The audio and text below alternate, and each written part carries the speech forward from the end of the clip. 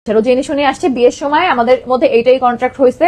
আহাদ বলছে আমি তিশার জায়গায় তোমাকে কখনোই বসাইতে পারবো না, বাট আমিও তোমাকে ভালোবাসবো, যেটার জন্য টাইম লাগবে, যেহেতু আমি তোমাকে চিনি না জানি না, নতুন পরিচয়। ও তখন এটাই বলছে আমি তোমাদের সাথে থাকতে পারলেই হয়েছে, কারণ ওর বাসায় অনেক প্রবলেম, ওর বাসায় ডিভোর্সের কারণে ফুপিরা ওকে জ্বালায়, যেটা ও নিজের মুখেও একটা লাইফস্টাইলের ভিডিও বানাইছে, সেটা তোমরা জানো যে কষ্টে ছিল। ও আমাদের কাছে জাস্ট ভালো থাকতে পারলেই হয়েছে, আর কিছু ওর লাগবে না। এখন যদি সে অধিকার খাটাইতে খাটাইতে খাটাইতে খাটাইতে এই পর্যন্ত চলে আসে যে আমার জায়গায় সে বসবে, যে আমার থেকে বেশি টাইম ওর সাথে আহাদে থাকতে হবে, উপরে ফ্ল্যাটে এত কিছু, তো এগুলো কিভাবে আহাদ এখন মেনে নিবে বলো? যেখানে এক ফ্ল্যাটে থাকার কথা জেনেই তার বিয়ে হয়েছে, সে কিভাবে এখন আলাদা ফ্ল্যাটে থাকতে? আহাদ ভাইয়ের বোনের সঙ্গে ঝামেলা লেগেছিল, ওর সব সময় থাকতো এটা। আর একদিন যে বড় ঝামেলা হয়েছিল সেটা হয়েছিল কি বলে মাওয়াজে আপু ওর সাথে ফাইজলামি করতেছিল সানগ্লাস নিয়ে রাতের বেলা। ওকে আখি আমরা কেউ সানগ্লাস নিয়ে নেই, আখি সানগ্লাস দিছে মাথায়, এইটা নিয়ে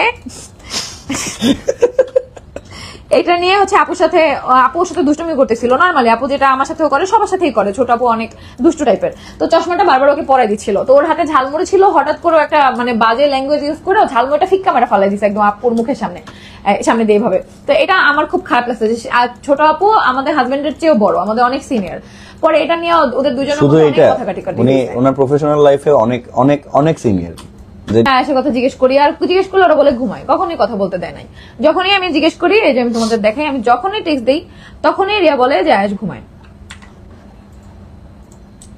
একটু পরে এই যে আয়াস কি করে আমি লিখছি, পরে লিখছে ওর ভিডিও দিস, লিখছি একটু পরে দেয়। আমি আচ্ছা আয়াস কেমন আছে আর তুই কই, লিখছে বাসায়। আমি তাহলে ভিডিও করে দে দেখি ওরে, তারপর আর দেখায় নাই। তারপর ফোন দিছি, তারপর আয়াসের সাথে কথা